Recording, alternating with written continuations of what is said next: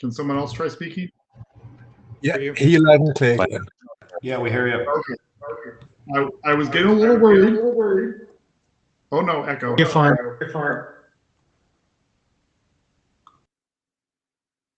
Okay, is the echo continuing? All right, awesome. No echo now. I'm just waiting for my co-chair to join in. I saw him in an earlier session. And while we're waiting for Tail to join, is somebody willing to act as our scribe? We don't need like line for line. This is being recorded, so we don't need like the narrative and the whole dialogue captured.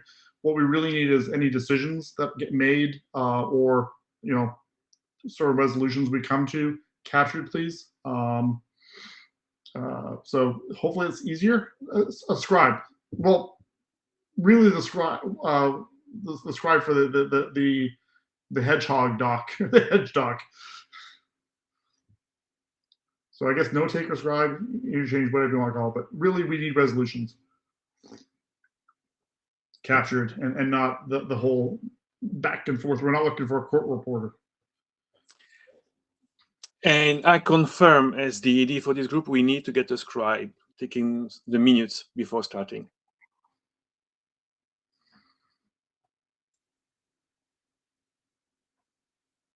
I can take the notes. Thank you.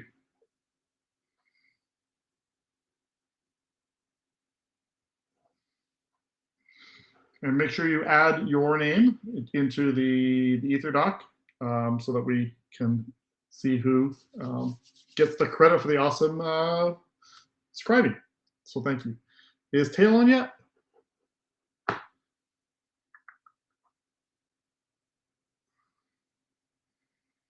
I do not see Tail. I am short co-chair. Okay, so let's get started. We have a fairly good agenda, and Tail will join when he can. So we have the scribe selection, and I think we're good to go then. So I've uploaded one of the big changes with this version of Meet Echo is that we now have the slides directly being pulled in. So I've preloaded the slides, so when it's a presenter's turn to speak, you can actually drive the slides directly out of the session yourself without having to rely upon one of the chairs to push the buttons for you. So hopefully this will work nicely. I've preloaded them all, so hopefully we're all good to go.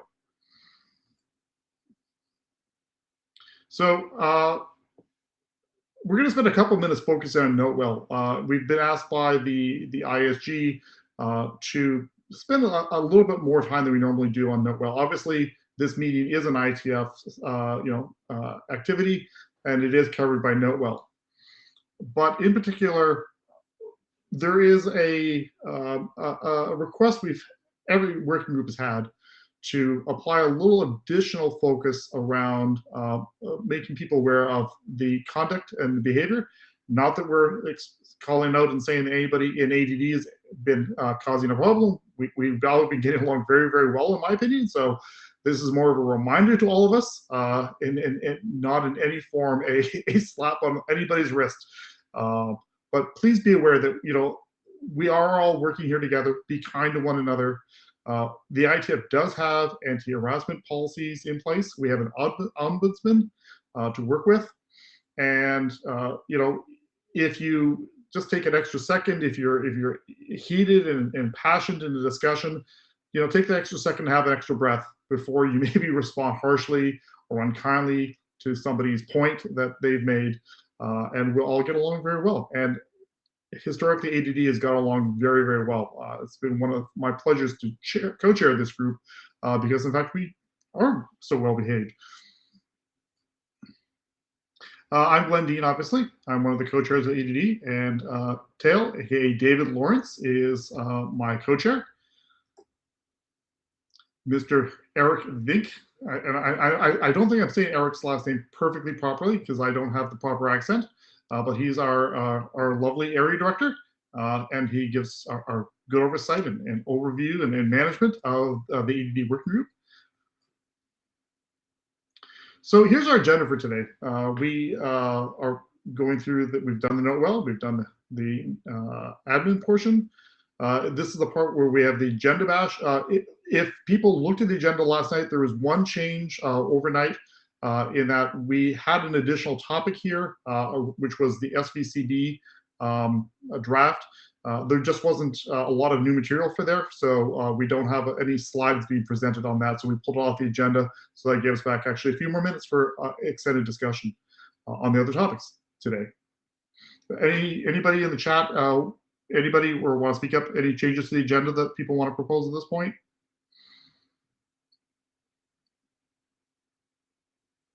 Okay, I'll assume that agenda bash is completed.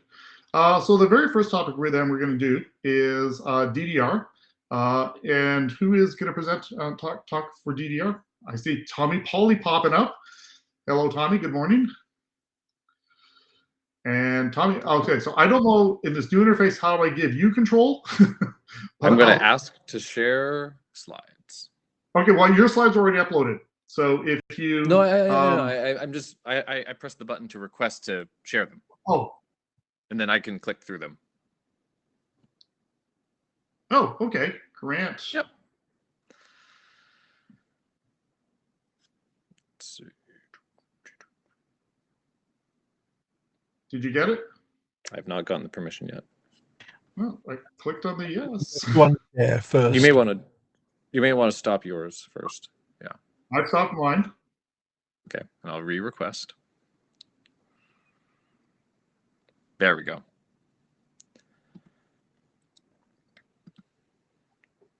Awesome. All right, can you see this? Perfect. We can.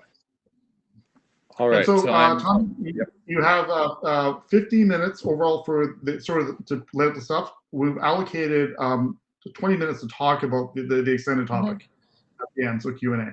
So you have a lot of time, so we enjoy. All right, sounds good. Hopefully we can converge on this. All right, so I'm Tommy Polly presenting on behalf of our other authors for the discovery of designated resolvers. And this is one of our adopted working group drafts. So first, just to update people on the status, we did have a draft 03 that was published in October. The main updates there were to align with the newly adopted DNS SVCB draft that Ben put out. And then it also added some text to explain that we have these documented methods of validating or verifying resolvers using certificates or just using the fact that an address is shared. But clients may use other methods that could be more strict and more relaxed in the future.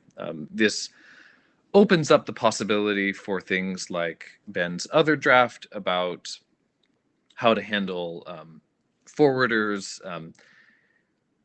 So it's not required that implementations support that, but they can, and this kind of gives implementations the freedom going forward to choose different methods, and that these are just kind of the two base methods. Another change I'd like to point out that was an editorial one that we made just recently was to change the name of one of these modes from the authenticated mode to the verified mode. Martin Thompson pointed out, and was correct, that when we are checking to see that an IP address is covered by the certificate of the DO or DOT server that we're connecting to, it's not really a true authentication because we just, we had this IP address that was just, someone typed it into their machine or we got it over DHCP. That really what we're doing is we're just verifying that the things match up. So rather than wading into the notion of what is authenticated or not, we're just going to say it's verified. Other than that, that part of the protocol does not change at all. So that leaves us with one currently open issue with one pull request that I have made to satisfy that. So I want to go into detail now on the contents of this pull request. And there are a couple different changes in it, and so I want to walk through these different ones. And as I go through these, I want to make sure that we kind of all understand it and that if we have any clarifying questions or concerns about each point, that we can sort those out now. All right. So the first change in here, which I think is kind of like the main core change, is something we've discussed before. I think it's ultimately not going to be really controversial. It's just what is actually being verified. Previously, the text for the case where you already knew a name, like I knew I'm talking to dns.google, I just have to check that that thing that I already knew was covered in the certificate. That was clear. In the case in which we already knew only the address, like I only knew 8.8.8.8, we said you have to check the address and the name in the certificate. Martin rightly pointed out that that really isn't consistent. There's no true need for the verification to actually check that other value, and it adds a lot of complexity. So the change here is to simply say, hey, if you discovered, if what you started out with and what you issued your DDR query for was based on a known IP address, you should check and verify that that IP address is covered in the certificate. If you discovered based on a known host name, you check that host name in the certificate. And those two cases are just what they are. No other checks that you do within the certificate for verification for the purposes of DDR. So are there any questions or objections to this point here?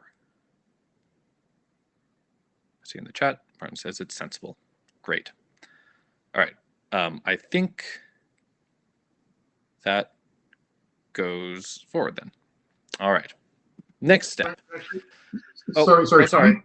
We have a person in the queue.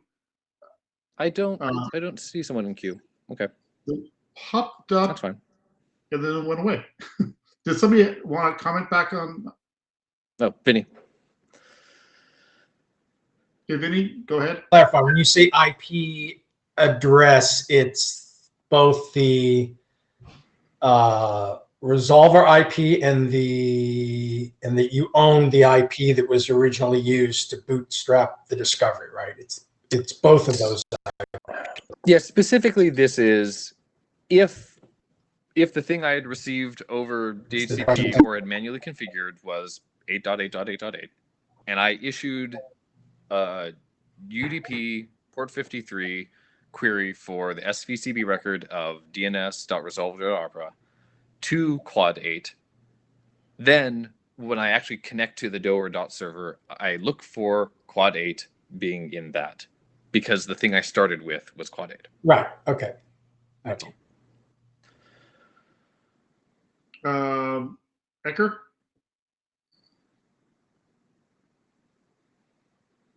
Well, so now I'm confused. So I thought I understood. So I think we all agree that the thing you started with better be the certificate.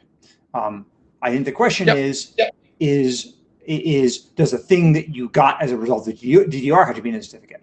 So I start with quad 8. I get, hey, look over here at, I don't know, quad 4, and then just quad 4 to be in the certificate as well. So right, it used to say yes, and now it just says you just check the thing you started with. Okay, that's what I thought you'd said, and then I got confused when you were talking to Vinny. So sorry, yeah. No, I'm not listening closely enough. That's so while it is a little yucky to not have the I think the way to think about this is a CNAME, effectively, right? And so the rules for the CNAME are the thing you start with, the thing you look up, not the thing you end up with. Awesome. Yep.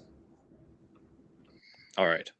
So this is the core thing. I think we all agree on this, and that is a big win. Woo! There are a couple other changes. The first one here I also think is very non-controversial. We need to clarify that you didn't start with resolver.arbra. You must not use that within the SNI or your DO request authority. That is not a thing. So just really laying that out. I think that's a good thing. If for some reason you disagree with that, please speak up.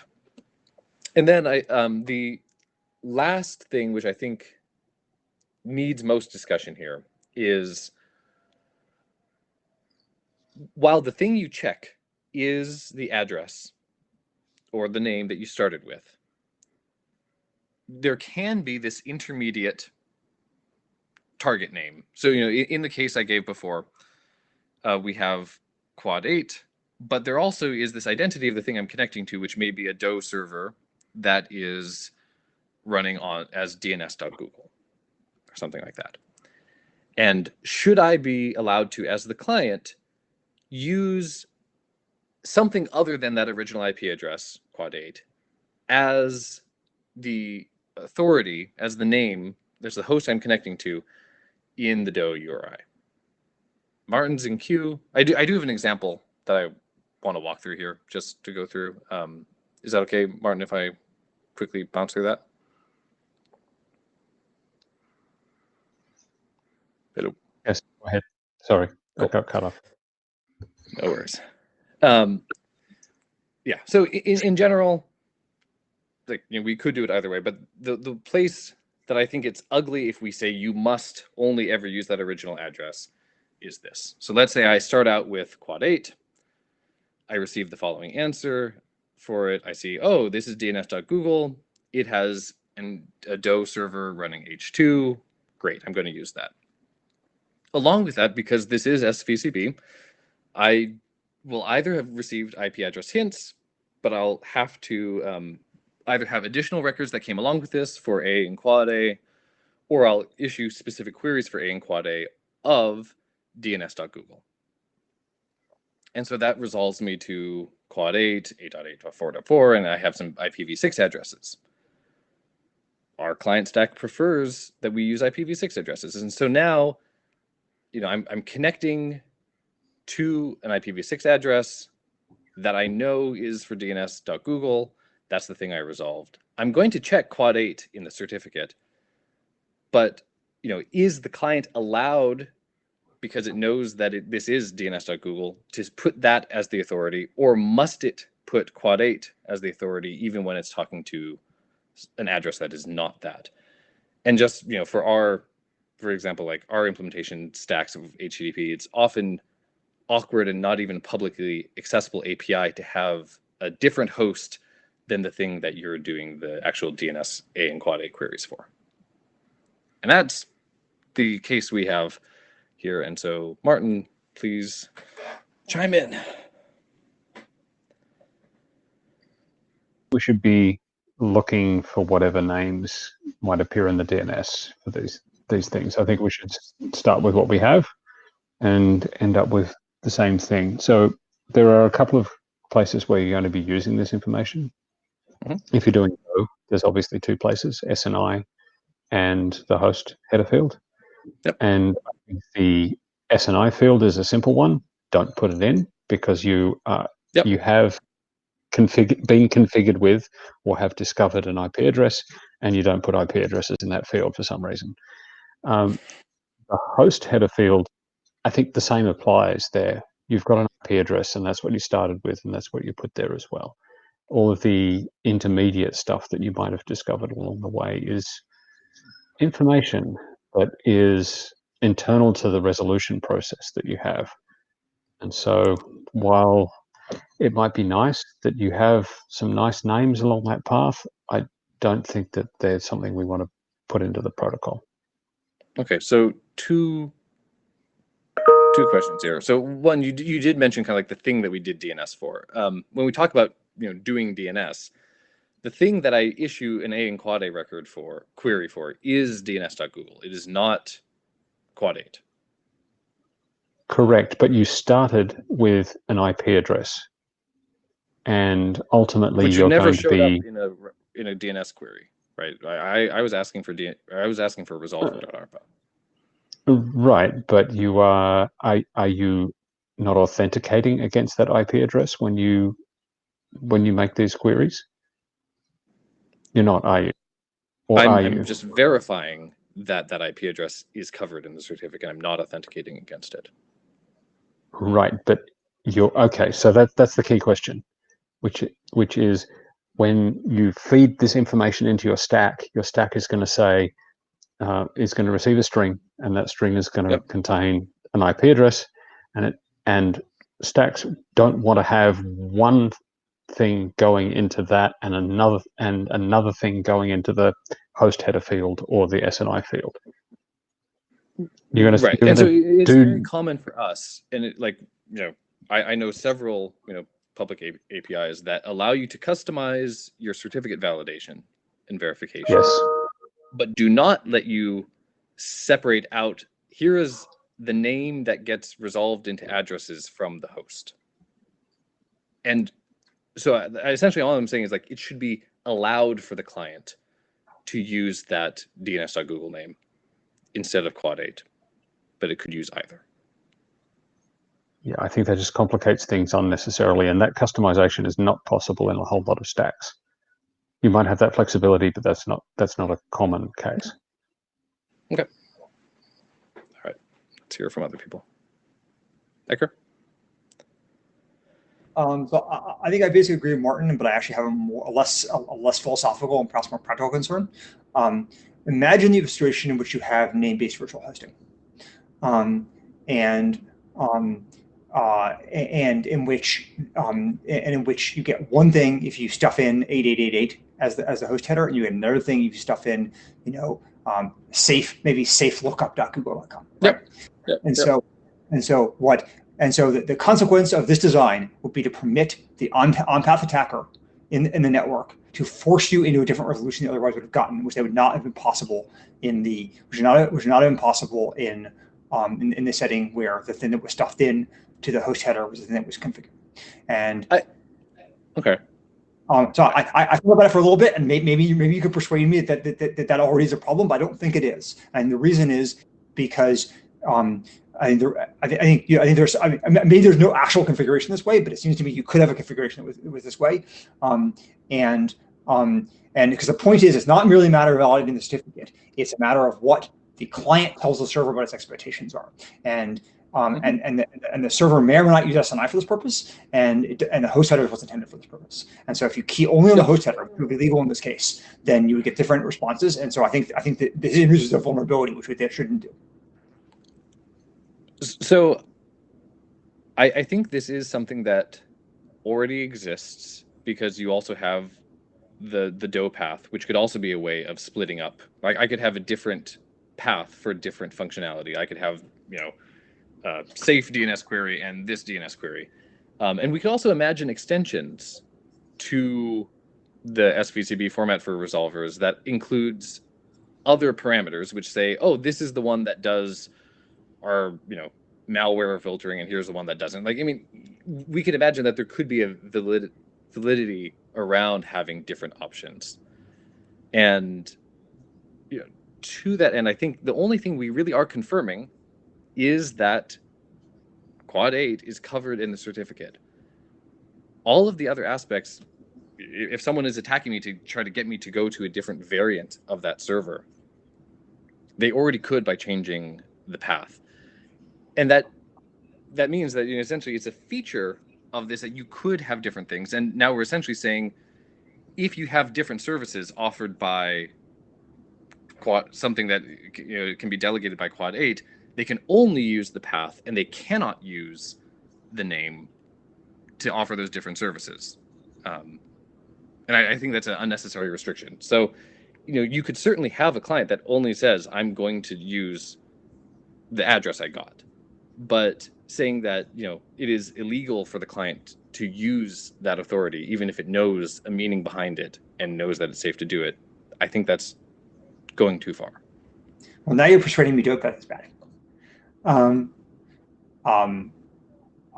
mean, seriously. I think that basically I think that the underlying security property we're going for here is that the thing that was entered in, the thing that's configured, is determinative of the responses you get, and that's all this nonsense about equivalence was supposed to mean. And so if we're going to have anything that is not covered by that, then the text needs to say then the text of the specification needs to forbid differential behavior based on anything that can be configured by the attacker. And so And that would mean dope path, and it would mean in this case host if we would allow that. So I think like I'm happy to file a separate issue, but I'm just saying like that it's not a reasonable it's not a reasonable setting to have the situation be that that there's a way for the attacker to completely change the response by material that is not authenticated. And that's what I mean. It was like a very long time to convince ourselves that couldn't happen, right? So I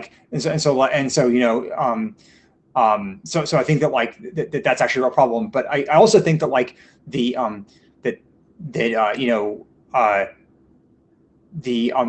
dope path situation is actually slightly less serious in the sense that at least the dope path is under the same authority, whereas in the situation I'm discussing, things are completely different authorities. So imagine for instance, I guess so. Here's my hypothetical: Cloudflare. Yep.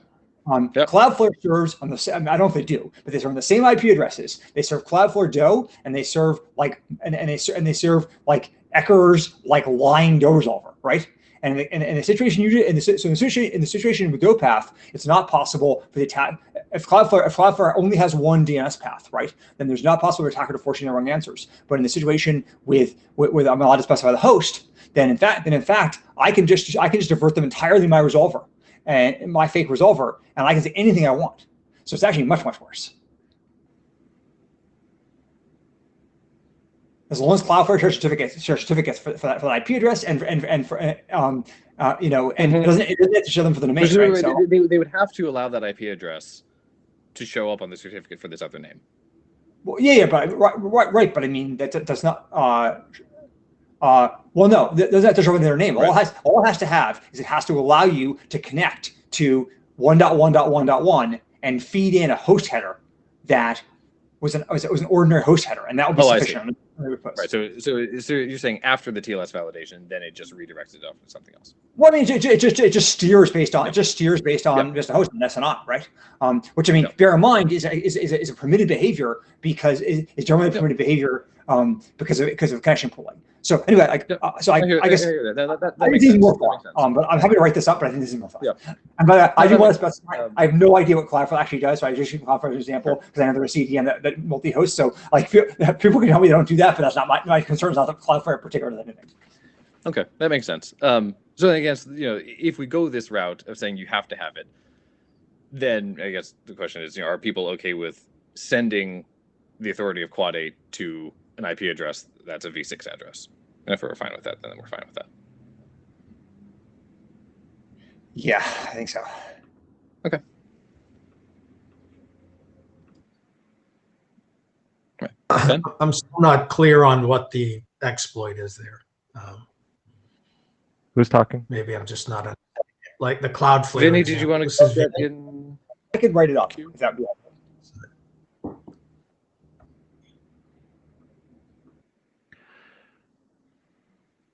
Hi, Ben Schwartz.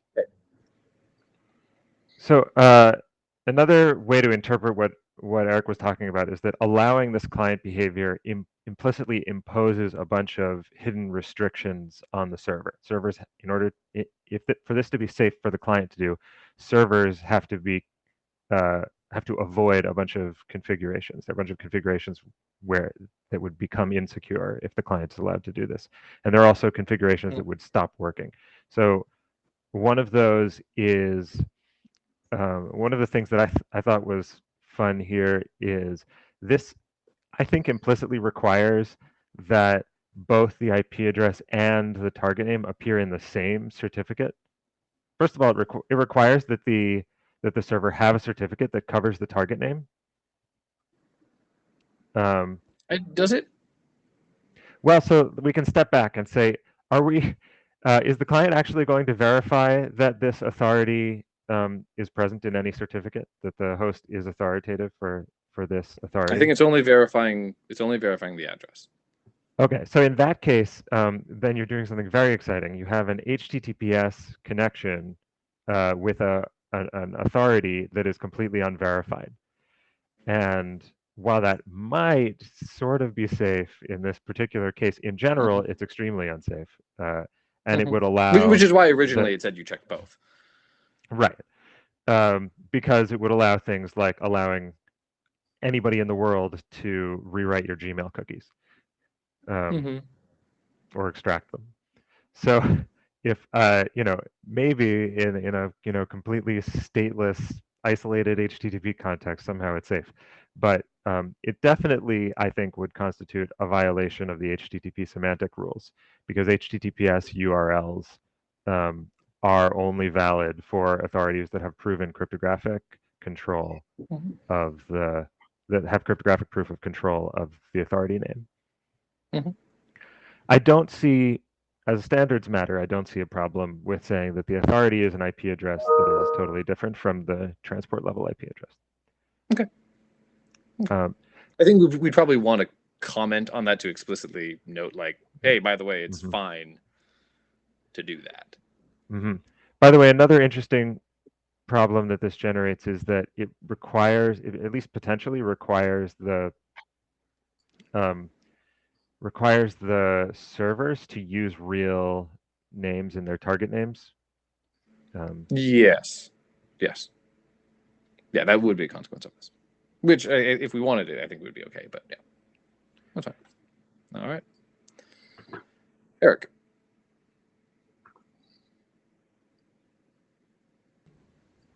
After checking to make sure it's actually the correct Eric, this whole area is one where I still have a lot of anxiety, but don't necessarily quite have the right answer here. I think the issues that the attacks people have just raised added on to some of the ones. Like I think even the topic of what to do with SNI is critical here, because a lot of these things are sufficiently multi-hosting environments that we need to make sure that the client must send a SNI that matches what it expects to come back. But there's the messy situation that the draft or the specifications for SNI only allow names to get sent. It doesn't allow IPv4 or v6 addresses to be encoded. Right. So it is not possible to have any SNI for these. Right. And I think I think we need to have an SNI here because some of these are multi-tenant enough. Like you take the Google front end, if you just send it if you send to dns.google.google a request, you're not going to get back a cert that contains IP addresses because those are sufficiently multi-tenant that the server is not going to know what to apply. And that applies to a lot of other similar services. And what we want to avoid, especially on the v4 side, is people having to have different IP addresses just to demux against certs again, because that doesn't scale well. So, although I think that is a consequence of using addresses here, right? And I mean, Ben can confirm, but I think these Google DNS resolvers, these do allow access without SNI. But there's kind of this area, once we start looking at this, there's a bunch of things that start from I think there's a starting point of taking a step back on what is the security properties we're trying to get to. But then from there, at the other end, there's a practical deployment considerations. We should look at, even at least for some of the examples we're using, as to whether or not those would actually work in production, and whether or not there are going to be new vulnerabilities like the ones that were suggested that show up, kind of given these default configurations of how a number of things providing those services today work. Just jumping in, make everyone aware of the time. We'll have about another, let's say, about 8 minutes of chat on this topic left. So probably even extend it maybe to 12. So I think you got a couple more in the queue. Yep, Watson. I think this proposal is the best we can do, and that makes me very unhappy because we're taking this IP address, you have this name flying around that you then resolve and you don't actually use for anything. And then with SNI, you're sort of going to have to send it to the same IPs that name resolves to, set them all up to work statically. There's just no way around that. And this whole thing makes me feel very sad that we can't use domain names freely everywhere and have to stick with IPs. I don't see a way around it because what you're looking for is an alternate way to reach something you only know by an IP address. And so you've only got an IP address as your root, as the thing you want to connect to. Mm-hmm. All right, Tommy. So you can hear me, I take it. So yep. In the earlier discussions, it seemed to me like an alternative approach would be to document the security considerations and don't let servers branch behavior based on name provided, because it's not the authenticated portion of DDR. I don't know if that's still amenable to people, because like Tommy said, this isn't about requiring that name be used. It's not forbidding name to be used, where IP address can also be used. Because Ben has a point, making an HTTPS connection where we're not authenticating the host name is very odd. DDR itself doesn't require it, because the identity that DDR is authenticating is the starting IP address. In practice, I think there'll be two different things going on.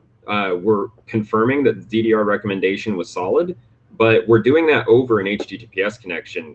And I want whoever gave me the DDR delegation to tell me, the designation to tell me the name that I should be using, because I'm not going to have my HTTPS stack not authenticate the host name. And if the name they provide is an IP address, that's fine. But if they want to provide a name like dns.google instead, that's fine too. But I totally acknowledge that that name can be modified by an attacker on the path back. And so not branching on that behavior is wise. So I'd be fair adding that security consideration, but I don't see that as a reason to forbid providing a name that includes alpha characters outside of just IP addresses in that target name. Yeah, but that then does put requirements on any resolver that supports this. Yeah. Okay, Ben.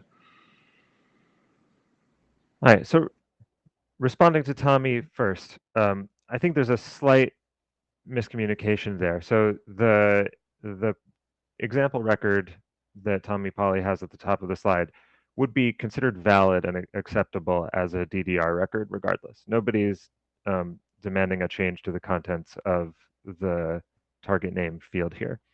It's just a question of what the client is allowed to do with that information. As for servers not branching on the authority, I think to summarize Ecker's point, that is currently a very common, generally allowed behavior. And so declaring that servers are not allowed to do it in the DDR context would be a pretty remarkable deviation from the rest of HTTP, where they are always allowed to branch on that. I wanted to quickly say, I think the ideal solution here might well be to enable essentially IP addresses in SNI, but that's not a topic for the ADD working group. But I think it might be sort of the cleanest solution here. For cases like Google, like Plot 8, I mean, these, like, you do not need SNI for those to work, correct? In any of these addresses here. So in the current configuration, my understanding is that yeah, if you send a TLS connection, if you open a TLS connection to 8888 port 443 with no SNI, you'll get a certificate back that includes the coverage of all the relevant IP addresses. Yep. That's not the same certificate that you'll get if you try to open that connection to www.google.com. Yeah, exactly. So it depends on the host configuration. If you want more flexible virtual hosting, then I think currently we just don't have the ability to do that securely. And also, just to briefly to the point about DOPATH being attacker controlled, this is discussed in the security considerations of the SVCB for DNS draft, and I would welcome improvements to those security considerations. And just a step in here from the chair, I think we're going to close the queue after Ecker.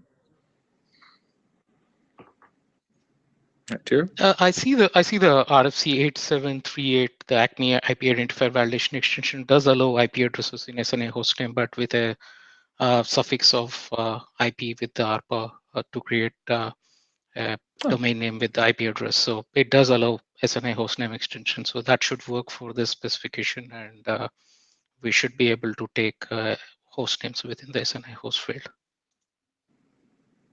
Okay, that's interesting. It'd be good to understand if that is widely I'll supported. paste the example given in the spec in the chat, so it makes it much easier. All right. Okay.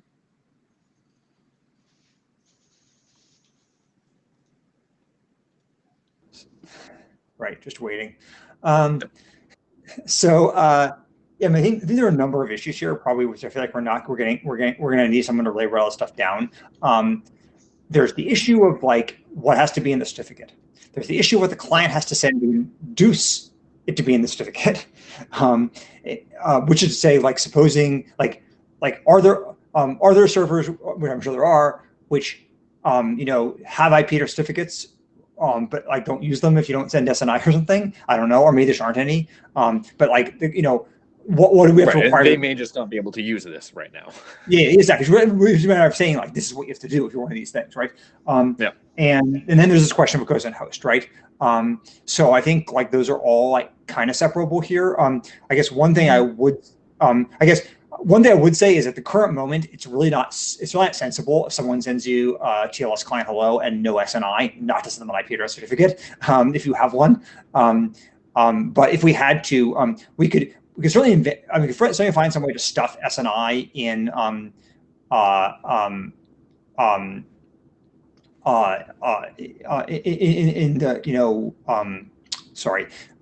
address in SNI. Address in SNI. I don't think that ARPA thing is a good idea, but I'm sure you can find some way to do it. Another thing we could do is, by the way, just have a TLS flag that says, I didn't send you SNI, but I meant IP address, right? Because we now have flags for this purpose. So I think that problem is eminently soluble. I would suggest that that's solvable outside of the scope of this. I agree. We should like call TLS and ask them to do something. Yep. All right, I'm done. Thank you. Okay, cool. So that's essentially it. It sounds like I'll modify the PR to just say, hey, you use the IP address. I think it'll just simplify the text, and I can share a link to that on the list. I believe after that, then we should be ready for working group last call. Okay. Well, thank you, Tommy. And thanks everybody for great discussion there. So next up on the agenda, we have a quick update from the, I think Dan is going to do it, about DNR. Yeah. The slides are uploaded, Dan, so if you just want to wrap presentation and put them up. And that's clicking on meeting materials at the top?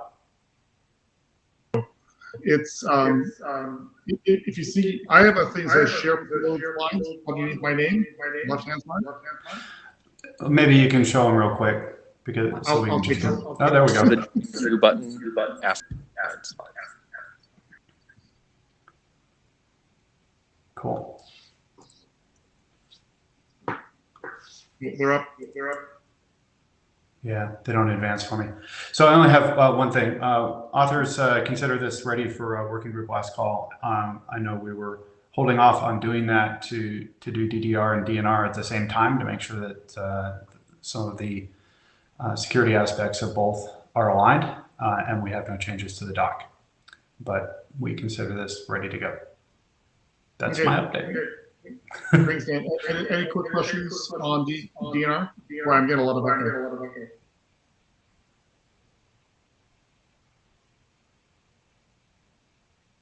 Okay, nobody's in the queue.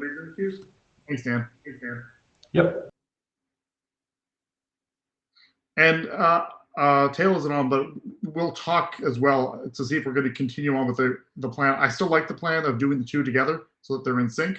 So I think we'll probably hold off working group last call on DNR until DDR is updated with the current discussion that's going on. Okay, next up on the agenda, we have, who is going to, hang on, my agenda slides went away. We have Ben Schwartz, discovery of designated resolvers in the presence of legacy forwarders. That's a heck of a title. Oh, re-request Ben. I'll give it back. I'll give you approval.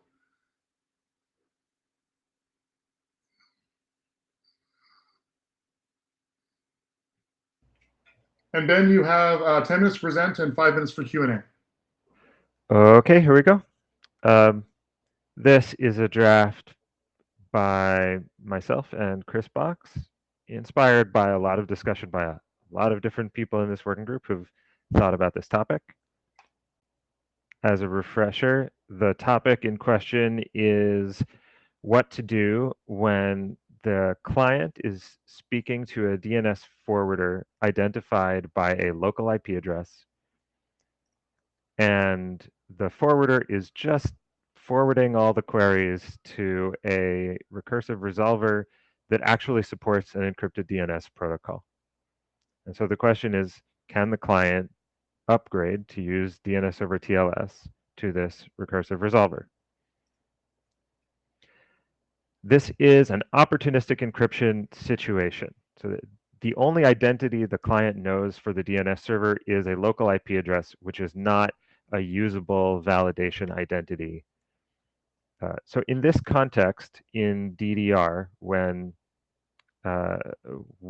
you're trying to upgrade, starting with insecure DNS, an active adversary can always win. An active adversary between the client and their sort of closest apparent resolver can always just drop the DDR queries and prevent DDR from ever happening, keep the client unencrypted, and monitor and modify their requests. So there's no real authenticated encryption. There's no real strong security possible here. We're only talking about shades of opportunistic encryption.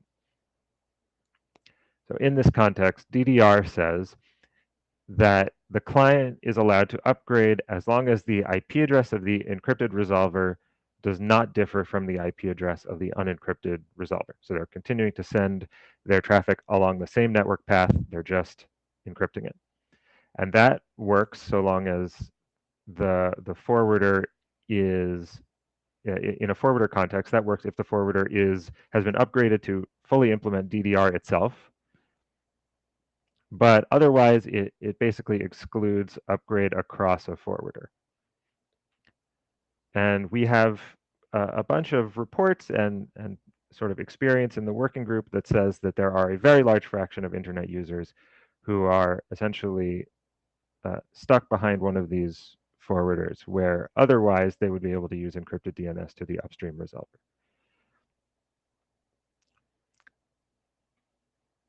So this draft is an informational draft. We're discussing client policy, which the working group has, it's at least a challenge to say normative, to make normative statements about. So this draft doesn't attempt to make any normative statements about it. It considers a client policy that would have this, that would be able to upgrade in this context. And the key thing that changes with this client policy is that we remove this requirement that the IP address appear in the certificate if the unencrypted resolver is identified by one of these network local IP addresses, which we know cannot appear in a certificate. So the draft then discusses all of the issues that we thought of that this raises, and there are a lot of serious issues that are raised by a client policy like this, and also discusses a bunch of mitigations that can at least reduce the severity, and in some cases, maybe really fully compensate for these concerns. So first, I want to emphasize things that don't change that aren't affected by this discussion. Malware and threat domain filtering services are not affected here because they can very easily just add resolver.arpa to the list of domains that they don't allow access to. That list has to be dynamically modifiable because they're chasing an evolving threat landscape or an evolving set of services that fall into their categories. So it's really straightforward for them to actually maintain control and prevent the cross-forward or upgrade here if they want to prevent it. And also there are a lot of other things that are people like upstream resolvers doing things on behalf of the client. That's obviously not effective because we're not changing which upstream resolver is in use. But there are some real concerns with this. Clarifying questions, please. Neil? Yeah, hi. I just wondered on the previous one, the time of use restrictions, what do you actually mean by that? Do you mean like how long someone's been using a service or just when someone's allowed to use a service? Both of those things. I was thinking, in my mind, I was thinking about things like captive portal networks where users pay for a time-limited access, or family controls, parental controls that limit certain devices to no use after bedtime. Okay, those kind of things do get implemented by DNS. Certainly the latter one, like no use after bedtime, that kind of stuff. So I would definitely be interested in learning more about the implementation examples there.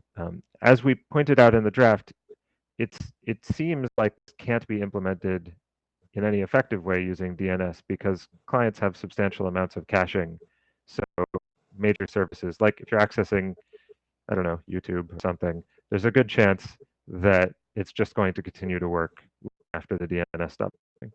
Oh shit, I'm not saying everything it works perfectly. I'm just saying it does. These things do happen, and TTLs tend to be very low these days. So if you're browsing it, I'm sure there's some services once you've got the IP address, particularly video streaming, those are going to continue to work. But I'm just saying they do work. But I guess that I would put them in the same category as malware and threat domain filtering at that point anyway, because if they're being done by DNS, then the answer is the same, which is just to add resolver to ARPA to the list.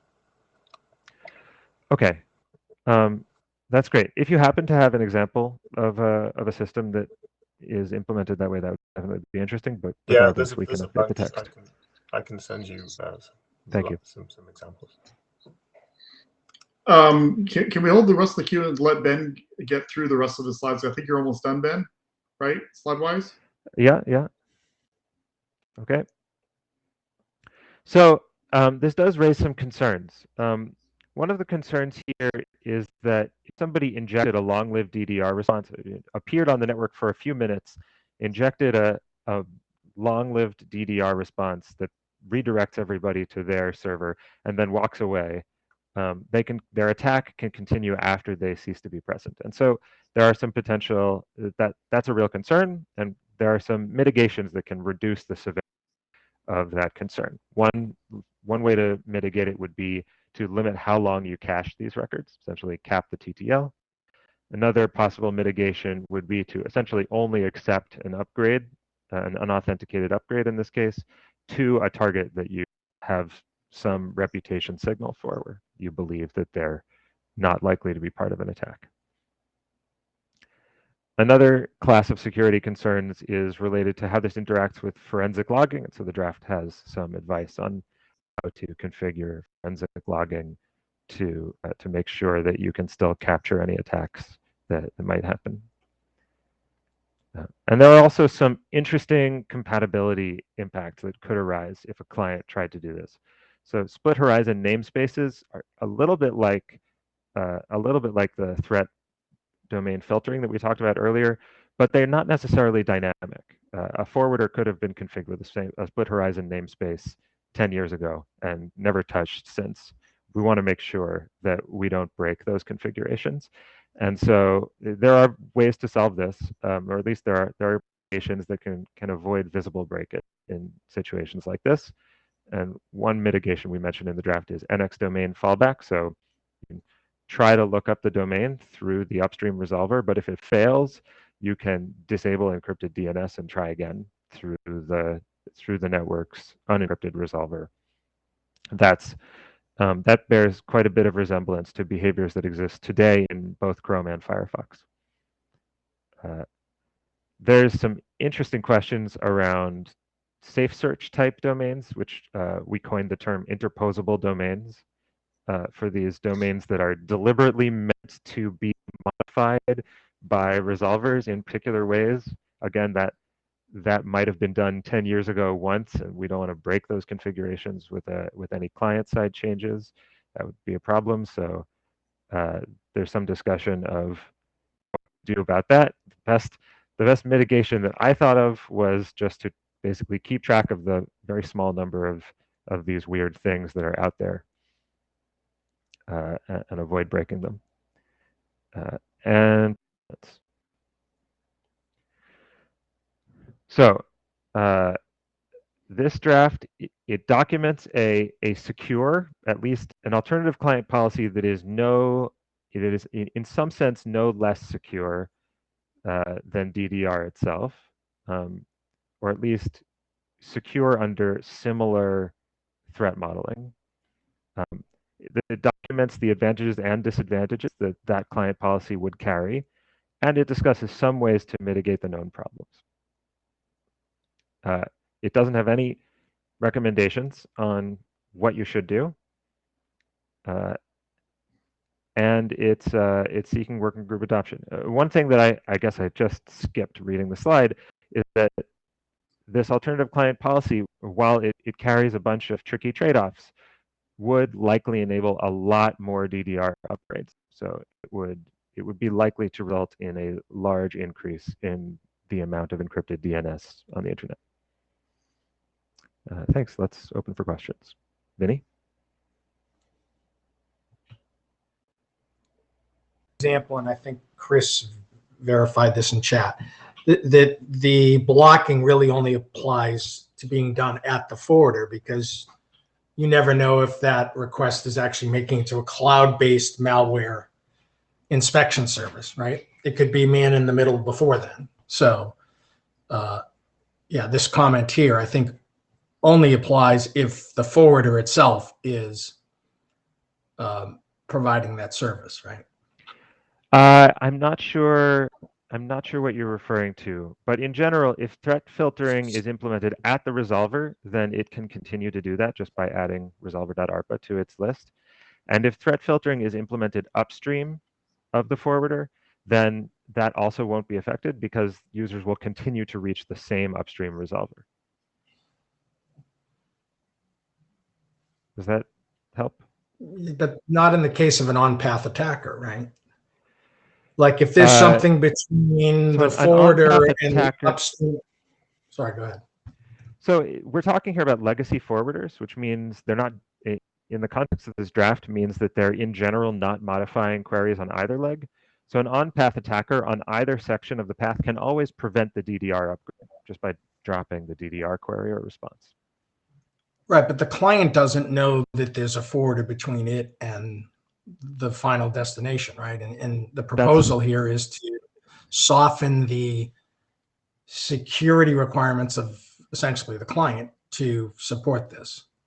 Or did I misunderstand? Yes, that's right. So this does impact other uses of DDR. It impacts the client security generally, and the draft walks through the implications of that. But it only applies when the apparent resolver is identified by a local IP address, which means that authenticated security is not really possible anyway. Barbara? Thanks again for doing this draft, Ben. I think it's important. I would like to see this worked further. I don't know if it's something that would ever make it out of the last call, but I definitely would like to see it continue getting discussed, and so I would like to see it be adopted. I know that's one of the questions you have. Of course, we have been discussing about some of the IPv6 issues and things like that. And yeah, I just think these need to continue to be discussed. And this gives me some hope that we might find some sort of way that devices behind forwarders could get upgraded. Thanks.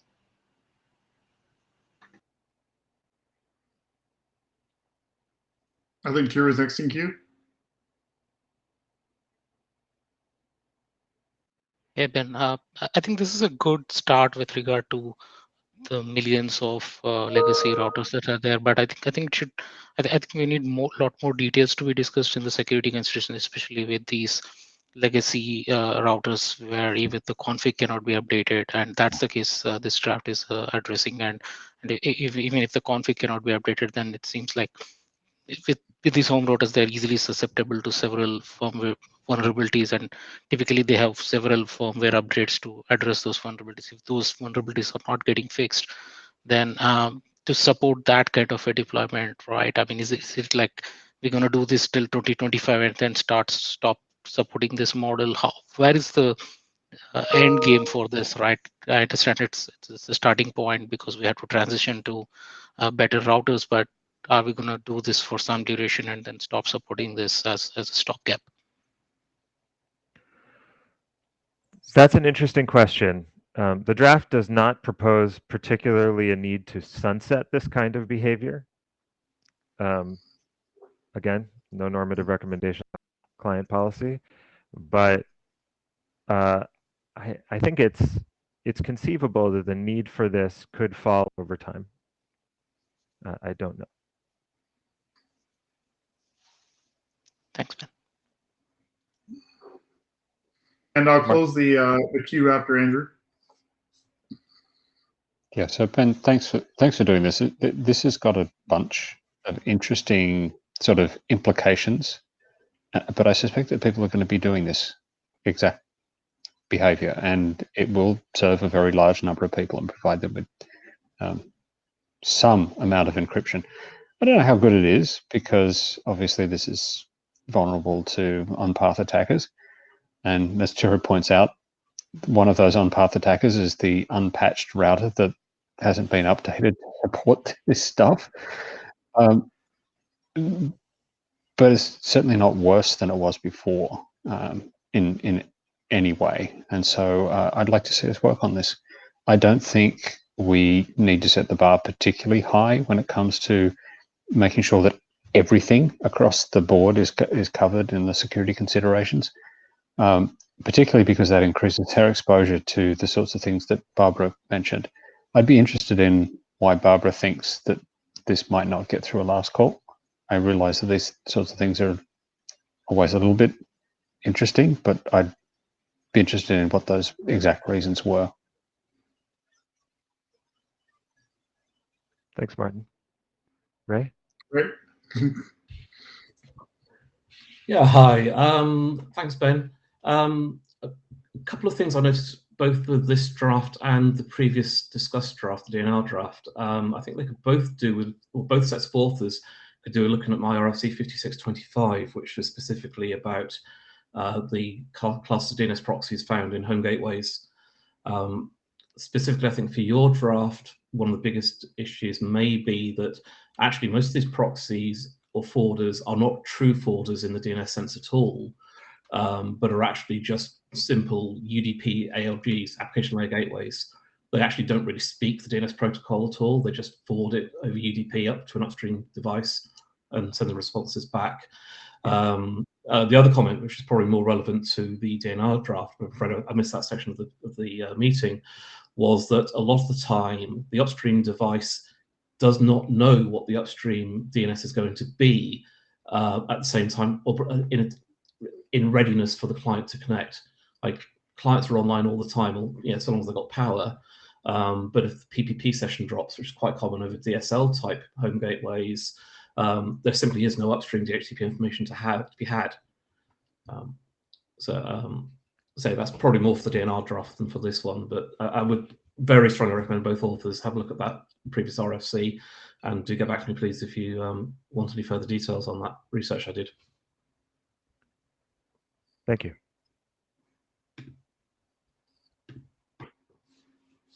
Andrew? Hi, yeah. Two things. Firstly, a few people on the list have been commented about, or this will time out as CPE is replaced, which is probably true. But I would politely suggest that maybe some people are completely overestimating how quickly the vast majority of the market replaces its CPE. Those of us familiar with ISPs will know that consumer customers, you're lucky to get them to change in a 10-year time frame. That's not because the ISP doesn't want to change. That's because the consumers have got a lot of inertia. You can send them free stuff and they won't necessarily unwrap it, let alone switch it on. So this isn't a problem that's just going to disappear in 12 months. Most people don't have the budgeting of a tech firm. And I think we need to consider that. This is a long-term hardware problem, not a software problem. And the other thing which we shouldn't overlook either, let's remind ourselves this is 85% of the market. This is a non-trivial thing. If we don't do this or something like this, then we're really just doing a corner case. So I think this is tremendously important that we come up to a solution here. Thanks. Thank you, Andrew. One thing I'll quickly say is that there might even be cases in the indefinite future for this. If you imagine a forwarder that really wants to get out of the way, is trying to get out of the way, it might actually want clients to do this kind of cross-forwarder upgrade. But we can talk about that later. Back to you, Glenn. Okay, thank you, Ben. By the way, I'll comment. I think this is having these smaller drafts that we can focus on issues around this. This is a great way to work through and resolve them. So thanks to both you and Chris for putting this one together and letting us talk through this, because we've been touching this issue for quite a while now. So it's good to see us making progress on it. So thank you. Next up, we have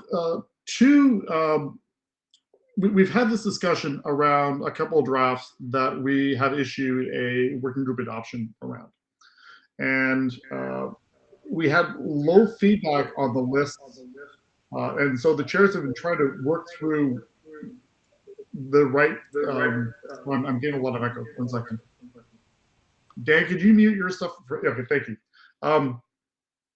And so the chairs have been trying to work through what the right path here, and we're looking for direction from the group, because ultimately it's the working group that decides what gets adopted and what we work on. So the first one we're going to do here is we're going to talk about the split horizon DNS configuration, and let's keep the topic focused right there. What we're really looking for here is not to turn this session into like a debate on do we adopt or do we not adopt, but let's talk about the document and is this something that the group feels that we should be ultimately adopting or not? What were your feelings on that? And then ultimately we're going to we have the request for adoption out on the list still, and ultimately we're looking for feedback here and there, and then we'll just try to figure out if we move forward with one or both or either of these drafts. Okay, with that said, who's going to talk to the split horizon DNS config? Is that Dan? That's Dan. Okay. Do you want me to run the slide again, or do you want to take it and do it on your end? Yeah, let's do that. I was going to switch computers to try to resolve the audio, but I didn't get the other system set up, so avoid me also trying to figure out the slides. Sorry. There's only 3 or 4 of them. Okay. Thanks.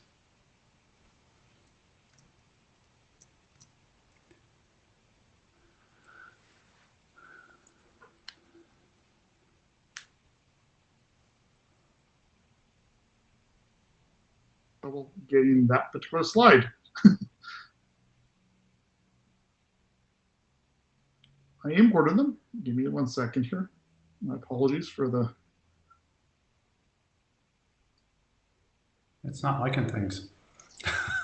Yeah, no, hang on. I think it takes a while. Leave it for a second. Meet Echo takes a good 15 seconds before slides appear. No, it's that I added them to the queue of things to present, but it seems to have disappeared out of the queue, or I can't scroll anymore. So, give me a second here.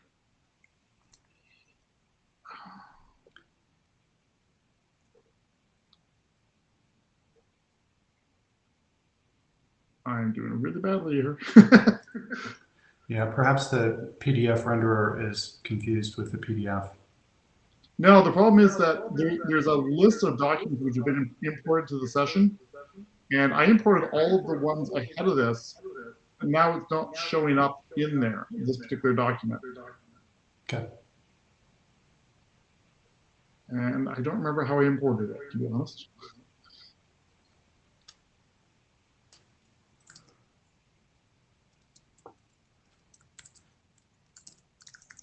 Let me try it this way.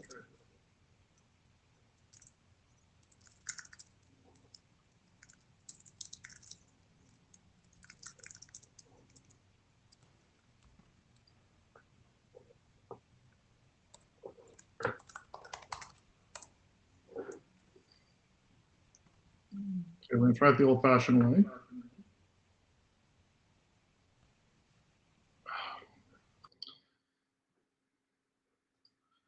And I'm running into problems. And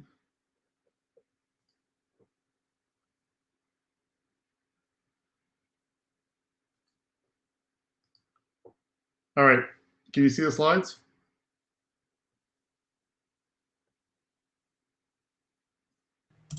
Yes. Okay. We're going old school. So, all right. Maybe the echo will be better too. Let me know when. Okay. Yeah. Yep. Go to slide 2. So the last time we presented this was last IETF. It was version 4. We're now at version 7.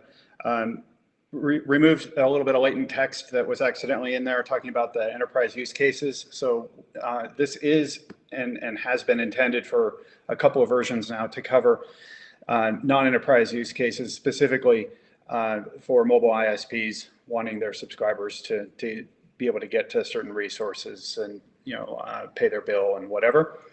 And thanks to a comment from Paul, we added better support for handling geographic subdomains for split horizon, where there's a country name or a city name or something in the DNS server name, which is pretty common. And then Glenn wanted an example message flow, so that's on the next slide. So we added text in the document and in the next slide, and ASCII art, beautiful ASCII art, into the document as well. So next slide, please, Glenn. So this shows what we're doing. The green stuff at the bottom is what's new. The rest of it is exercise existing specifications. So steps 1 through 7 are exercise existing specifications.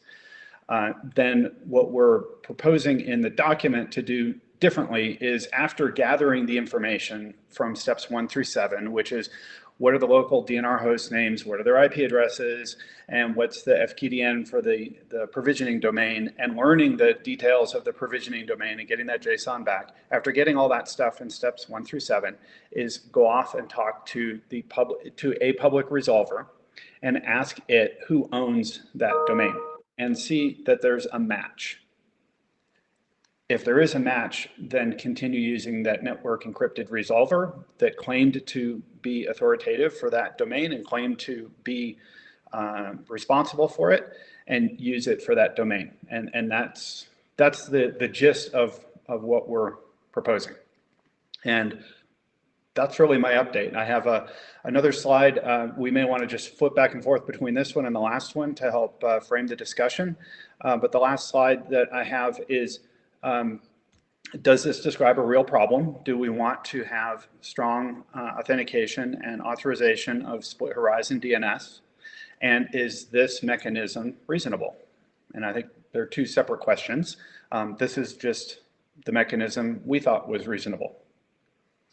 And go. Paul, you're first. And let me make one comment from the chair view, is I believe that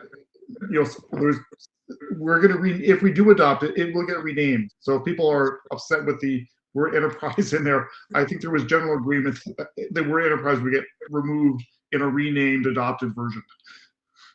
Agreed. So, okay, let's go to the queue. Hi there. Okay, Paul speaking. So I'm still a little confused about the relationship of the the split DNS that is not in the public view and sort of asking the public view for confirmation that this non-global space exists. Because if you're asking a public server if it exists and you get a confirmation it exists, then it's not a private space anymore. So then why is anything needed at all? Especially if you're not talking about an enterprise split, but about like some custom portaling page, then didn't they just put it in public DNS? So then why do you need this split? So a lot of enterprises enjoy doing this split so that they only have their public servers on the public DNS, as we know, and they have all of their thousands and thousands of private domains on their split horizon DNS that are only accessible internally. And that's how lots of enterprises have enjoyed deploying their DNS, you know, for a long time. Okay, so then you're talking about the enterprise split DNS, and so then I agree that there's lots of domains internal only, but then I don't understand how you can ask a public server on the internet about these domains that only exist internally. So there's two possible answers when we ask the public DNS about a domain. One is it doesn't exist, in which case, yes, it's internal only and only exists internally. It's some fictitious name like Cortana for Microsoft, for example, that doesn't exist on the public DNS. Or it's a split domain where it does exist in the public DNS and the answers that come back on the public are different than the answers that come back on the internal, on the private. In which case, that's where we're trying to find this match that we have described, and that is a split DNS. So I guess then I'm worried about things like ISPs doing typo squatting on other domains that are similar to things they don't control or something. But I guess I still don't fully understand the use case and the authentication. But I'll take my stuff further to the list. So, okay. So this is intended to detect that someone is trying to typo squat and prevent that from happening, and have this cause a failure, that the local network that is claiming to own, let's say, Apple.com, and it's Starbucks, you know, and something weird is going on purpose at the Starbucks. We can prove that it does not own Apple.com, and it should not have the split DNS queries sent to the local Starbucks name server that someone is advertising there with, you know, their SSID and their Raspberry Pi sitting in the corner or whatever, is to detect that very case and prevent that from happening. So one comment on that, Dan, maybe that might be something that could be added as some additional security description text within the draft. Okay, agreed, it's not in there. Okay, Watson?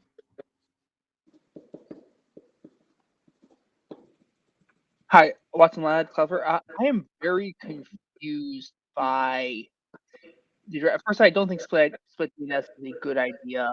You don't need it. It conflates name visibility and being able to access servers, and that's not how the internet works.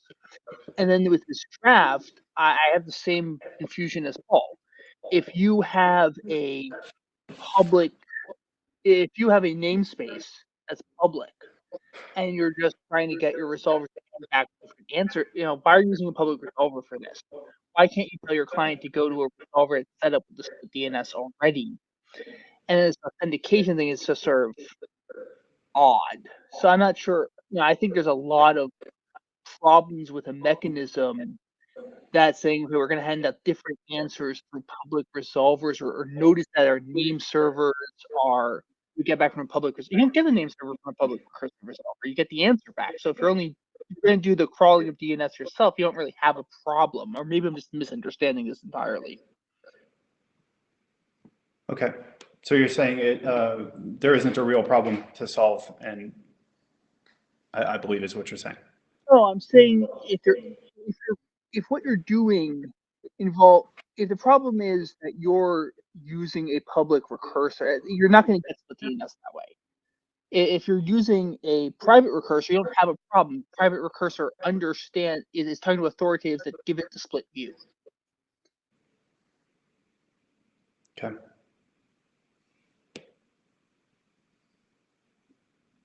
Tommy?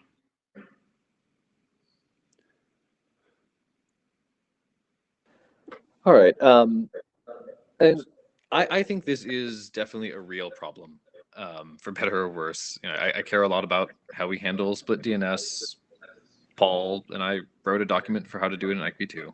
So I think it's, I think the answer to the first one is yes, there is a real problem here. I'm not quite sure about the solution, and I think more importantly for the question of adoption, and this is what I brought up on the list, I'm wondering still where this belongs. It seems like this is a bigger thing to tackle than just what we're doing in ADD. You know, ADD is how we're doing discovery of resolvers.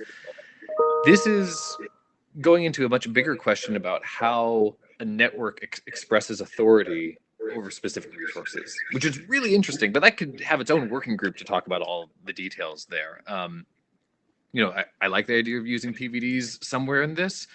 PVDs was done in int area, and we need some of that audience to do the work, not just what we have in ADD. Okay. And then just to the solution a little bit, I think the case where you have you know, a purely private name or a private domain, which I think this tries to address, I don't see that as too much of a hard scenario. So, you know, we're already using encrypted DNS for our iCloud Private Relay service with Apple. And we fail over for non-public names. If you try to get to some resource on the internal mobile network that doesn't resolve, we try it publicly and then we try it locally. And by policy that can work. There are easy ways to have clients work around that. The biggest problem I have seen, and it keeps coming back up again and again, that things like IETF2 split DNS could fix, is how you handle dual facing servers that have dual resolving, right? Like I have a name which is public, and when I'm at the cafe, I want it to resolve one way, but then I'm on my internal network and it resolves to the internal version of the web page. And I hate that that exists, but it does exist, and that is the hardest problem. So I think that's the type of thing we need to solve in this space, and I think it's harder than what we have so far here. So I want to see the work continue, but we need more work. Okay. So then, Tommy, let me clarify what your point is. You're sort of saying that it's an important problem, do the work, but don't do it in ADD, do it in a bigger context. We need to bring in a audience, and instead of saying this is how you do DNS within ADD, we need to kind of turn the problem on its head and like, how do we do this type of discovery of authority on a network? Okay. Thanks. Ben? Hi. Okay, I'm broadly supportive of this draft. I view it as a harm reduction sort of case. I really don't like split DNS, and I would prefer to just get rid of it. But if we accept that we're not going to get rid of split DNS, then I think we need to provide better guidance about how it is that you prove to the members of your network that they're actually getting valid answers, and that they're going to get valid answers, that they need to, that it's secure and appropriate for them to be connecting to particular servers to get answers for particular names. And I think this draft actually achieves that. So I think it's worth moving forward with for that reason. I do think that there are two, as you pointed out, there are two separate solutions here. And essentially for these two cases, one of which, for names that truly do not exist in the public DNS, really that means non-existent TLDs, because otherwise the draft effectively requires you to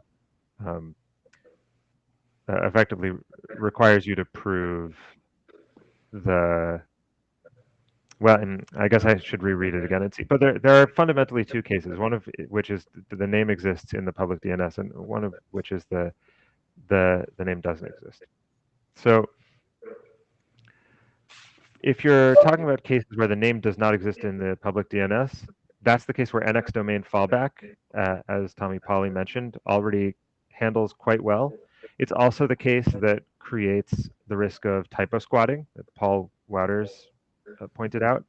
I think it would be worth considering removing that from this draft and focusing on the hard case, the case where the name potentially does exist in the public DNS, but you still want users to resolve it differently on your network.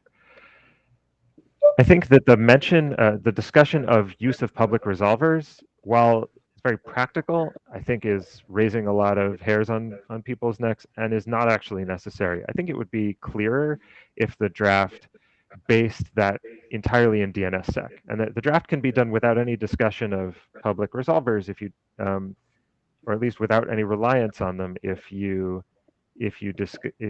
say that the authentication of the relationship between the covered name and the local resolver is based in DNSSEC. And then, if people want to delegate DNSSEC validation to a trusted third party, that's their business. We don't have to tell them to do that. So overall, I'm supportive, but I think the draft needs a lot of work and may not be ready for adoption. But that doesn't mean it's not worthwhile. Thanks. Cool. Thanks for your comments. Edgar? Yeah. I also don't. So I think this is. I guess you take this in order. I think this is an interesting problem, which I wish was not a problem. But like probably one we do have to attempt to attack in some way, or at least like make a run at. By we, I mean IETF collectively. I don't think the draft also is quite ready for adoption. I think we have a better understanding what the solution was like. I think there's like enough question that we can actually solve the problem that I have a solution that I was pretty confident of in hand. I'm agnostic on the question of whether it goes in ADD or in some other group. I would let the ADs worry about that. This seems like a situation where people will float around a little bit. I agree with Ben that the non-existence case is less interesting than the multiple answers case. We also fall back. That seems like the kind of solution people are gonna. I mean, that's the thing you're gonna have to do anyway. I mean, because there's the deployment realities. This will not be universally deployed, and therefore there'll be a lot of places with split horizon where you have to fall back anyway. And so, really, doesn't help you that much to have to have this out there just for the non-existence case. And finally, I think unusually off-brand for me. I think DNSSEC is the right answer for this for this case. And I would observe that in fact, if you have DNSSEC, you could probably substantially simplify this structure. In the sense that you don't need to do this query the public resolver thing because you can just stuff the DNSSEC delegation right into the PVD. So I think if people want to do something which honestly kind of stinks, at least they can do is DNSSEC side their stinkage. Okay, thanks, Andrew. Just commenting a few comments in the chat, sort of saying that this shouldn't be done because it's a bad thing to do, which may or may not be true. But on the other hand, it's what people are doing. So, given that we have to deal with the as is rather than what we'd like it to be, then I think we absolutely need a solution for split horizon. It's a common practice in enterprises and other use cases, as the draft sort of details, and therefore I fail to see why we shouldn't adopt it. And I think it's a problem we need to solve because it directly affects the use of encrypted DNS, which otherwise bypasses split horizon solutions. So I think we need to own the problem here rather than elsewhere. But clearly other people think differently, but there you are. I think let's adopt it. Thank you, Andrew. Vinny? Thanks. Yeah, thanks. So Tommy, back to the comment you made earlier, and I put this in chat. The problem with NX domain in terms of enterprises is you're leaking enterprise private names to public DNS servers. And we put a lot of work over the last 15 years into VPN clients to actually block that behavior because customers have demanded that, right? They don't want their private DNS names resolved by, or attempted to be resolved by, resolvers other than their own. So I think, that problem needs to be solved in a way that, and I think beyond just VPN, in a way generically for DNS, right?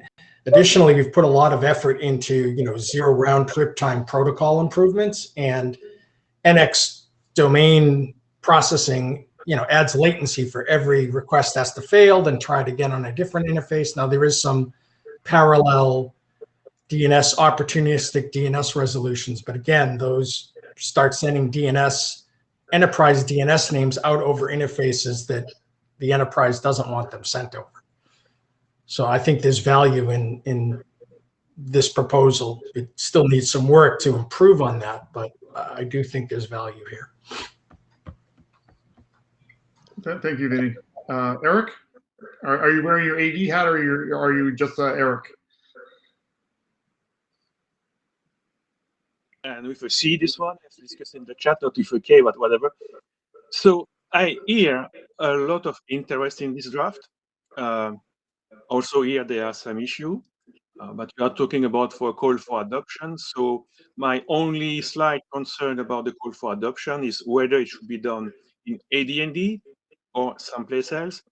My understanding is really it fits ADD charter.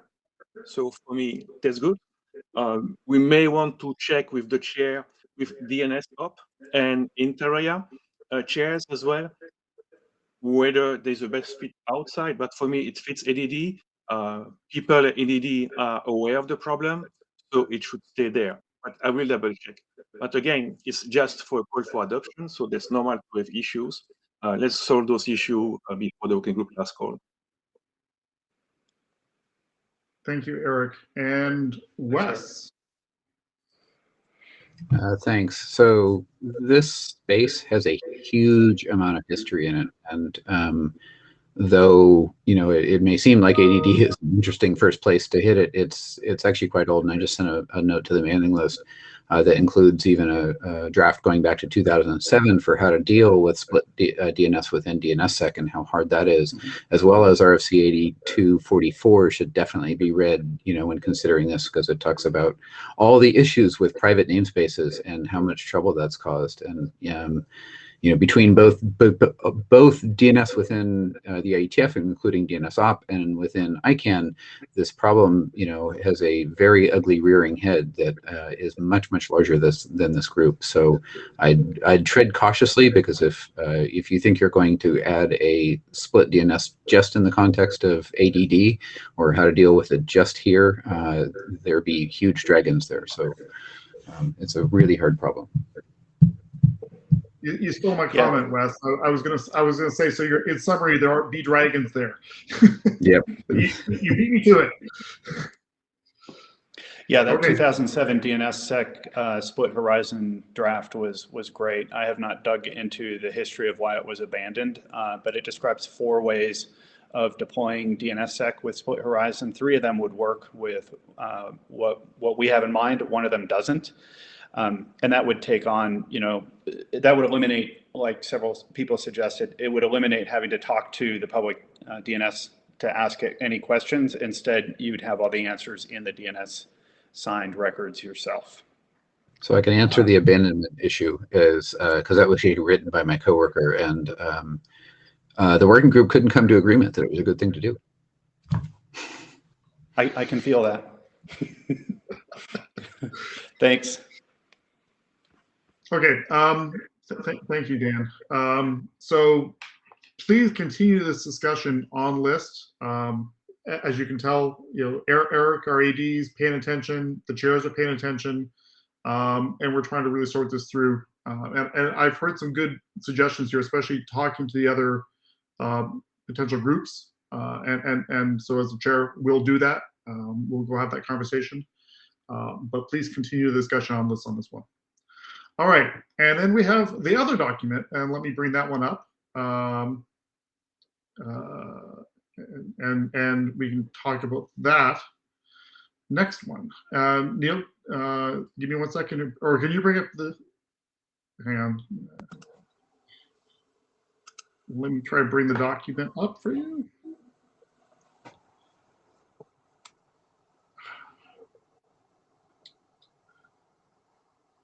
So this is the deployment considerations document. Let me make sure I get the right one. It's the 5-page one.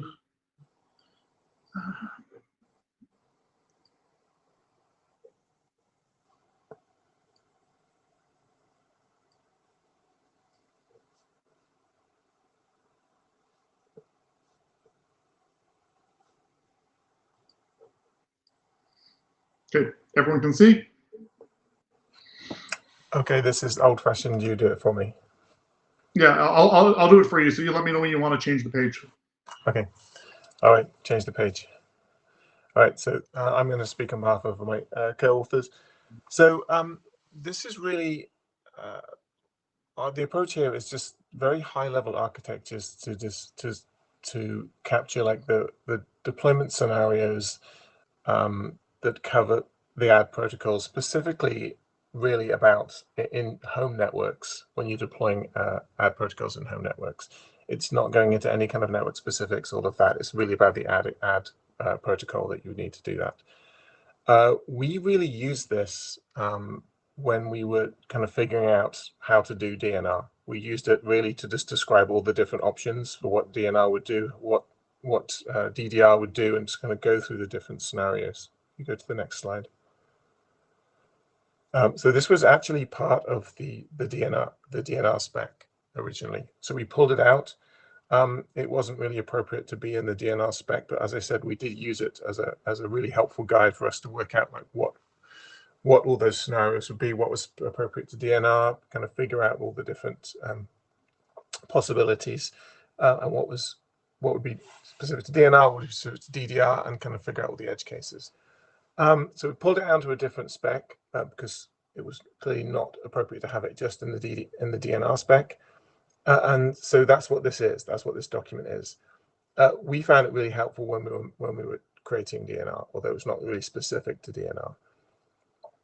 Yeah, it hasn't changed since the last IETF meeting. So there's nothing new in the document.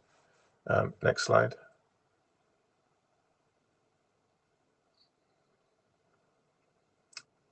What it mainly focuses on is the target deployment, so managed and unmanaged home router scenarios, and what do you do if you're hosting a forwarder in the local network? So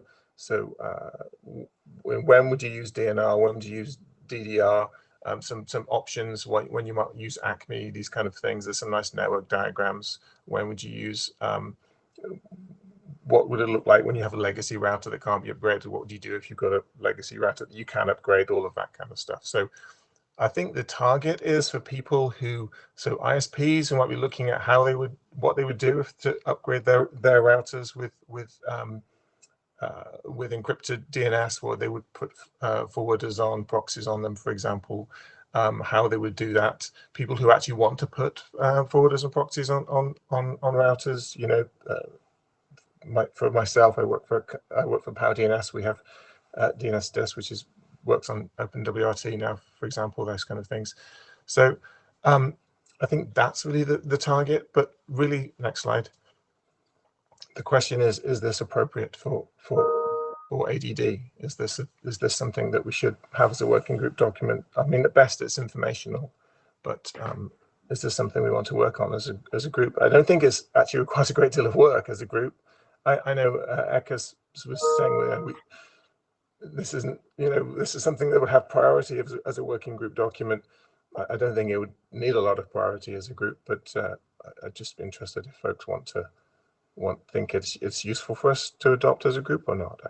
I think as an author, and I think I'm speaking on behalf of my co-authors, we're not like super. We're not going to stand here and like fight. We're not going to die on this particular hill. But I said we found it useful when we were developing it. So if people find it useful, great. If not, then also fine.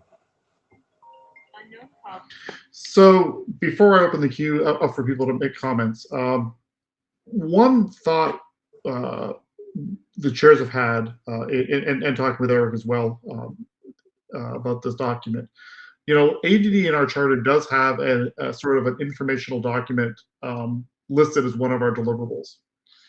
And this document as it stands isn't that document. But one thought is, if we create that, when we do create that other document, maybe this material is sort of like a subset of that bigger informational document. And maybe one path would be to,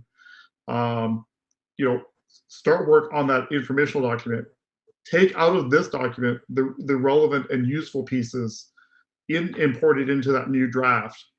And that becomes sort of where this all ends up. It doesn't end up in the DNR draft. It doesn't end up in this draft potentially. It ends up in that broader informational document, which we do have in the charter. So that's one thought that we were thinking. Obviously, that's just from the chair's perspective. It's up to the group and it's up to authors if they would want to maybe take that path as well to move forward. But anyways, let's open the queue up and have people comment. Andrew. So good reminder that it's actually something that we put in the charter. So I think that's important. Also, if I'm honest, just reflecting on the conversation that we've had over the last two papers in particular, that to me underlines the usefulness of actually documenting this, because there are clearly very different understandings of market requirements in different places. So writing it down in an informational document and just using that as a helpful reference would seem to me to serve a very helpful purpose, just so we're all clear what use cases we're covering. So I absolutely think this should be adopted as an informational document that we use. Thanks.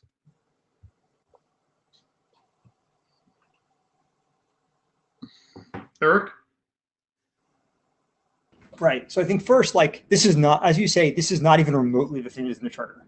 The charter is an information mechanism for describes mechanisms for clients to detect specific network environments, which is actually much more like the presentation we just saw prior to this. So perhaps we could stuff some stuff from here into that document, but until someone starts that document, this is not like that. I think there's some valuable material in this document. But I also think that there's a material I do not agree with, and I suspect others I don't agree with, and I do not want to spend the next 2 years of my life litigating every single piece of that, which is exactly what will happen if we adopt this and treat this as something that the working group has to pay attention to. We have proposals for 2 actual things, and we should take up or down on those proposals on their own merits. And this document, I think, is perfectly fine sitting as an internet draft, and people continue to update it, and people can refer to it as they please, and people can be informed by it, but it does not need to be any kind of working group item. I'm really interested that you say that there's a bunch of stuff in here that you don't agree with, because I'm astonished by that, because I thought it was completely uncontroversial, because it mainly just sort of sits there and lists a bunch of scenarios of how you can use ADD protocols. So, and I haven't seen anything from you on the list about your specific. Yeah, I decided it was not where I decided I didn't want to engage in a bunch of details because my position was it shouldn't be adopted and that I could not pay attention to it. If we adopt it, I will give it a close read. Okay. I'm sorry. I wish I had an example for you. I should remember reading it and being kind of yeah, I don't agree with this, but whatever. So. I certainly think one of the things that that could be done, it certainly reads as a bit prescriptive sometimes, which I think it certainly probably could do without. It shouldn't be prescriptive. But yeah. Sure. Well, again, I'm sorry, I don't have a more clear example for you. It's I've been up since 3:30. Nice. Okay. Thanks. Okay. Next one will be Tommy.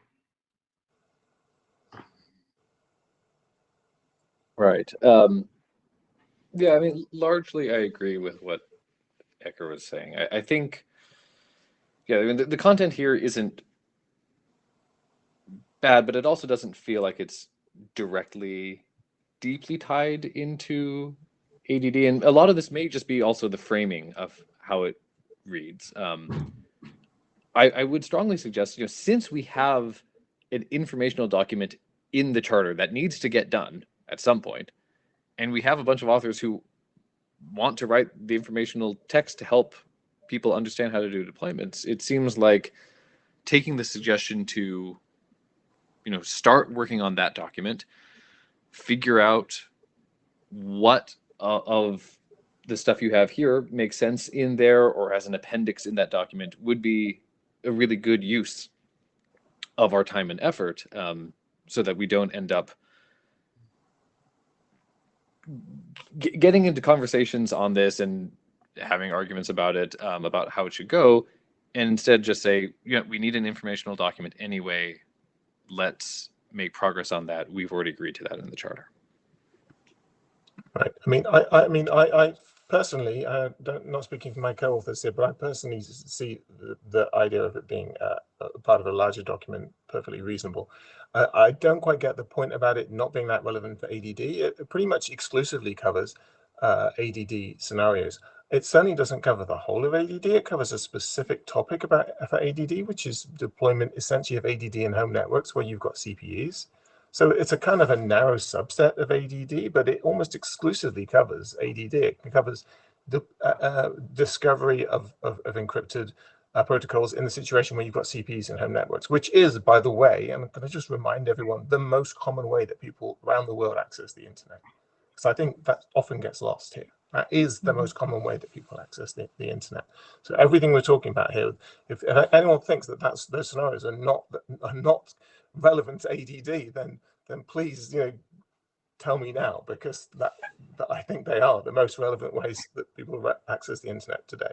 So I guess what I would say to that is, there's a lot of detail of diagrams here that before we even talk about how ADD works, it explains, here's how ISPs deploy their networks, et cetera, et cetera. That feels like, there could be some document in DNSOP that here's a catalog of different deployment types that something that ADD did as informational could reference to say, and here is the pretty simple way in which that gets expressed. But a group that's talking about discovery specifically, this is a catalog that seems to go beyond some of our expertise and should have a lot of input from generic DNS ops and operators. Sure. I think the problem is if those things don't exist, sometimes you just have to kind of roll your own because you're trying to make something that makes sense as a standalone document and without something else to reference. But I take the point. Okay, thank you, Tommy. Eric.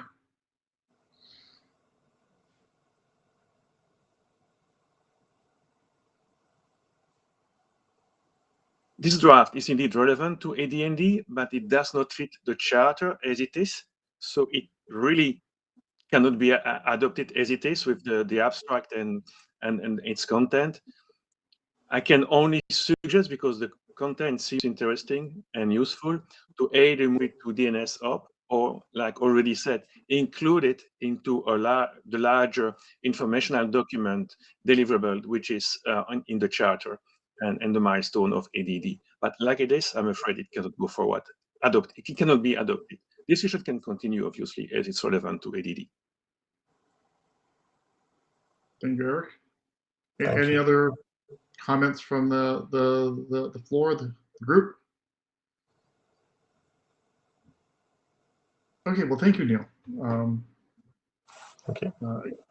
And we'll continue discussion on lists and among the chairs, and I guess the other to do there is for us to go have a conversation, at least on the chairs, to go have a conversation with maybe DNS ops as well. Okay. So that brings us to the end. I'm going to stop sharing that. So everyone, that's it. Thank you for your time participating today, and we'll give you back 12 minutes of your busy schedule. And I guess thank you so much. Take care, everyone.